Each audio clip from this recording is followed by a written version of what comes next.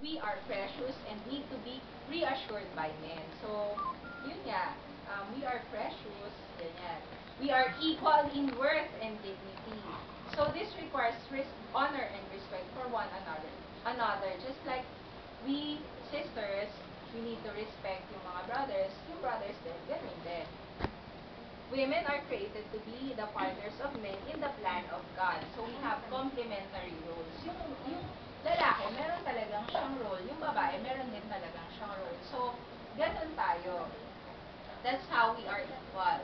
So the different kinds of relationship in women in SFC. So una-una as sisters nga, friends, co-workers, and special romantic relationship.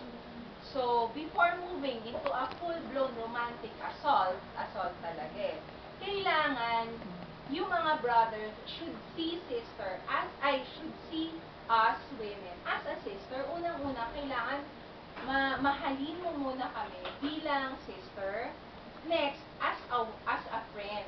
Kasi, dun, yun nga, level siya eh. Parang pagka umabot ka na sa mataas na level na romantic, parang sobrang love mo siya. Tama ba? Yun, parang kailangan mahalin mo muna siya as a sister, then as a friend, and then co-worker. So, yun yung level of loving. That's how you know that you really love that sister. Hindi lang siya basta, alam mo yun, love at first sight. Hindi lang siya ganun kadali. Parang it really develops. It takes time. Ganun na yung sinasabi dito. It takes time to really love somebody in a romantic way. Next, before making your intentions known, so you have to pray first.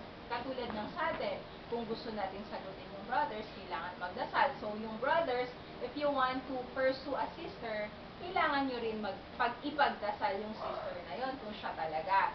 So, eto, share ko lang si Reggie since wala siya.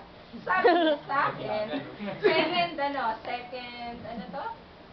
parang second-hand information na kasi wala si Reggie. Sabi niya sa akin, nagdasal daw siya kay God, na pinagdasal daw niya ako kasi naman, sobrang madami na siyang, hindi naman sobrang dami, yung mga relationship niya talagang it fails, parang for some reason, si Reggie kasi yung type of person na give all, na parang wala ka naman talagang, parang siya, bakit, ito naman yung ginawa ko, ito, bakit, why does it fail every time I get into a relationship? So, na nagdasal siya, sabi niya, God, so yun, Lord, pagod na ako, ayoko nang maglaro, ayoko na, kung ibibigay mo sa akin, yung ibibigay mo sa akin next, gusto ko siya na, kasi ayoko na, tumatanda na daw siya, 25 pa siya, yun, parang ayoko na mag-waste ng time, ng energy, na wala naman palang patutunguhan, na hindi naman pala siya. So yun, nagdasal nga siya, tapos yun, nung alam na niya na ako yun, bigla naman siyang kinabahan. Parang Lord siya na talaga. Parang seryoso na to. Parang, so hindi na ako pwede mag-play around. Parang hindi maganda pakinggan.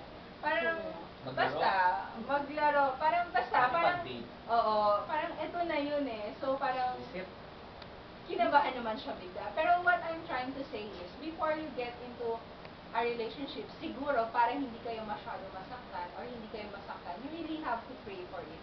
Pero naniniwala din naman ako na pag pinagdasal mo siya at hindi kayo nag-end up, meron din reason bakit. So I'm sure may matututunan naman din kayo out of that relationship if in case it does not end up, you don't end up together. Yon, so yon, kayo, kung manliligaw kayong apat, yon, kailangan yung magdasal. Meron pa bang brothers? Wala na, no? Sila lang. Yon. Yon. So, kailangan yung magdasal. Next, ito yung next. Consult your leaders in SFC. Household head, kung sino household head nyo, chapter head, ganyan. Malay mo, mabigyan kayo ng tips, di ba? Paano, how to further. Next, eto, don't announce. Kung meron kayong crush-crushan dyan, don't announce your intentions to everyone. Be sensitive not only to your feelings, but also to the feelings of the sister. Baka naman announce kayo ng announce, wala naman pala kayong Oo, or paasa lang kayo. Alam niyo yun? Yung mga ganon, naiirita din ako sa ganon. Yun, kasi parang unfair. Okay. Oo. Si ano. Si Dudong ba?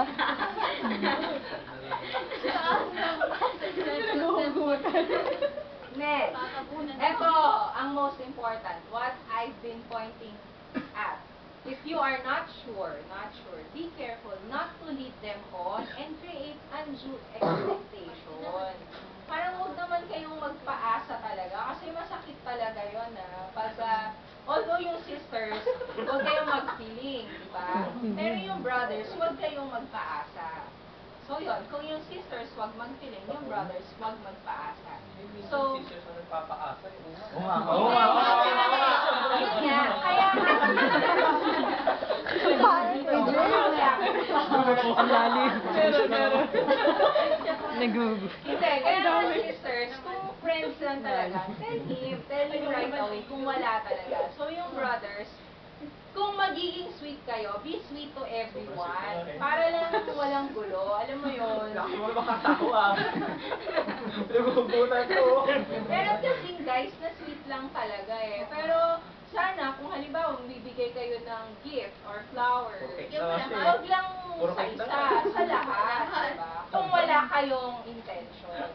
Ganon. So ako, hindi naman ako brother. Pero nung medyo crush ko na si Reggie, naniliho na siya. Ang birthday niya December. So meron akong gift sa kanya. So yung ginawa ko, lahat talaga ng tao may gift sa sa household namin. Para hindi naman siya. So ganon brothers, kung hindi naman kayo, wala kayong Kaya Reggie na lang magandang regalo. Tama. Hindi mo kay lahat may regalo. Kaya Reggie, laki naman. Balikbayan ba? Dapat yung worth niya pareho lang. O, diba? Yun, next. Caution for men. If the man is not careful, he will gain a reputation of being a playboy or a teaser. Pero pag ganun, sisters will not take him seriously when you are serious. So, pag meron kayong ganung reputasyon, sabihin ko niya, baka ma-influence pa yung sister na, ay nako, huwag na yan. Alam mo, nanluloko lang yan. Paasa lang yan. Ay, naku. And then, caution for Huwag na women. lang. Sometimes, the man can also be the victim of unmet expectations. When he is simply being a brother or a friend to her, the woman must not judge a brother or talk about him with others. So, wag nyo din, yun nga, yung sinabi ko kanina, wag nyo siya ng pag-chismisan, ganyan. Kung meron kayong issue, tell him directly or tell your head, ganyan. Next, falling in love for a man in SFC should be seen as a normal, exciting stage in your life. So, meron ba dito? O, may aamin ba? Mami lapti ko nasa labas ng bibig niya. Ganon. Yun. So, Okay, lagyan natin sidecar to. yun. So, this is something that the community does not want to regulate. So, normal lang siya. So, hindi namin pinagbabawalan. That's why we are talking about it now. So, magandang stage yan when you fall in love with a man. So, falling in love, however, does not mean that everything else stops or is unimportant. Yun nga, porket na in love na kayo sa isa't isa, hindi na kayo a-attend ng whatever, household, basta kayong dalawa na lang, forever, together, forever, hindi mag-work. You and me are Yeah. just the one. Yes. Okay. One falls in love for the long haul and not for the short term. So, kung manliligaw kayo, kailangan, when you decide, eto na yung babaeng pakakasalan. Parating ganun yung iniisip nyo. When you pursue somebody, eto yung babaeng gusto kong samahan habang buhay. Hindi lang yung, kasi wala lang, cute yung, cute yung look niya ngayon, ligawan ko siya ngayon, ganyan. Yun. Hindi ganon. Dapat when you go for it for the long haul. Pang matagalan na, pang forever na dapat. Kasi, young professionals na Yes. pag estudyante, huwag niyo muna isipin pag-aasawa, mga estudyante pa din. Okay lang mag-boyfriend. Pero, prepare for it. Hindi namin sinasabi na, alam mo yon, that's why we're here. Because we are preparing preparing for you to become couple. For you to become a couple. And hopefully, hindi, dapat couples for Christ. Kaya gano'n. So, Hindi pa sa kabila. gano'n. Pwede, okay lang. Pero mas okay dito. Family for life. Yun. So, Family for life.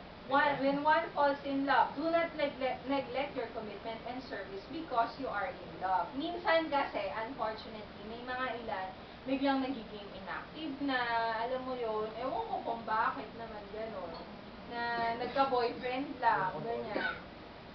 Next, Christian man in love does not lose sight of the fact that his love relationship is a gift from God. So, kung kayo, if you are in a relationship, it's just a small, parang napakaliit na bagay to serve God, to be in this service, parang gano'n. You offer your relationship to God. That's why you should be together here in SFC or in Couples for Christ when you get married. Ganyan. Next, a Christian, he prays for and discusses with his girlfriend the vision for their relationship. So, kunyari, may girlfriend na kayo, you discuss, ano bang, in 3 years time, ito yung plano, ganyan. We will prepare for our wedding. Para clear, alam mo yun, may timeline dapat. Hindi yung hanging, okay, I love you, pero anong plano? Basta, bahala na. Dapat hindi ganon. Basta na po. Yun lang.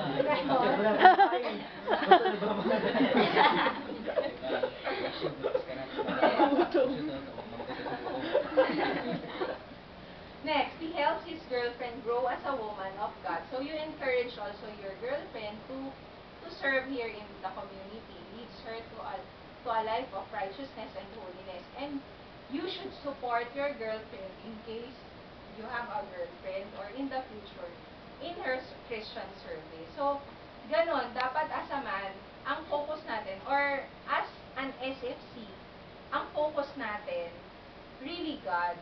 Whether we are in a relationship or wala, kailangan really si God. So, especially if you are in a romantic relationship. So, kami, actually tapos na yung talk, so medyo sharing na lang. Kami ni Reggie, nung nagdasal nga ako kay God, sabi ko sa kanya, among other qualities, gusto ko yung lalaki na who would really encourage me to serve you, to pray. Pero, sabi ko, specific ako, ayoko nung magdadasal ako dahil sa problema. Sabi ko, di ba, yung iba kasi napapadasal dahil sobrang problema. Sabi ko, ayoko nung ganon. Gusto ko yung magiging close tayo, God, kasi ni-encourage ako nung kung sino man yung magiging lalaki doon.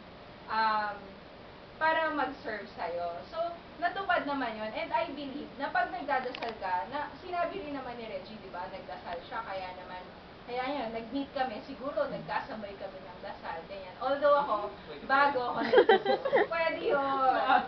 Kaya sabihin mo sa kanila kung sino Sabay tayo nagdasal.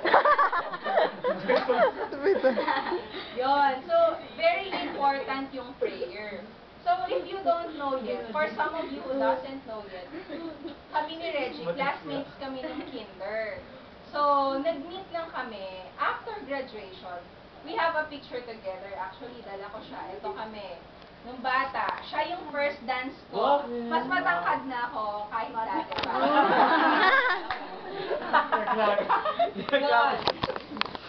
After 20 years, exactly after 20 years, nagdasal na ako, di ba? After 20 years, nag-meet kami sa SFC. And wala na akong idea sino siya, nag-iba na yung mukha. Di ba si Reggie ba to? Kung sino man nakakakilala kay Reggie. Wicked na. Hindi niya kamukha medyo hindi niya kamukha. So, hindi ko na siya na-recognize. Although sabi niya, ayun, kilala niya ako. So, yun, parang very important, really, kung wala man kayong romantic relationship now, is to just offer yourself to God na in the meantime na wala pa kayong boyfriend or wala pa kayong girlfriend, pray lang. Pray, serve. Who knows, baka mamayang gabi or bukas, sabi nga ni Emil, right after this talk, ayan na, di ba? So, and most importantly, you should grow in love with God. So, yun lang. So, ngayon, we have 2 children now. Ayan, 2 children. After, yung dalawa yata.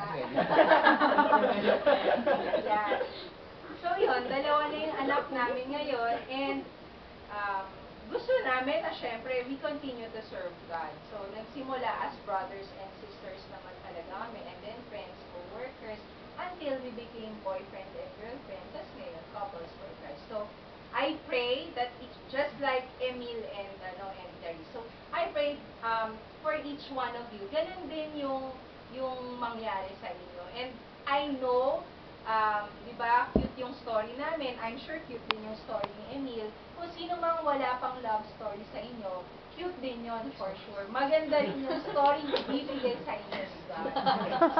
So, that, pray ha, pray.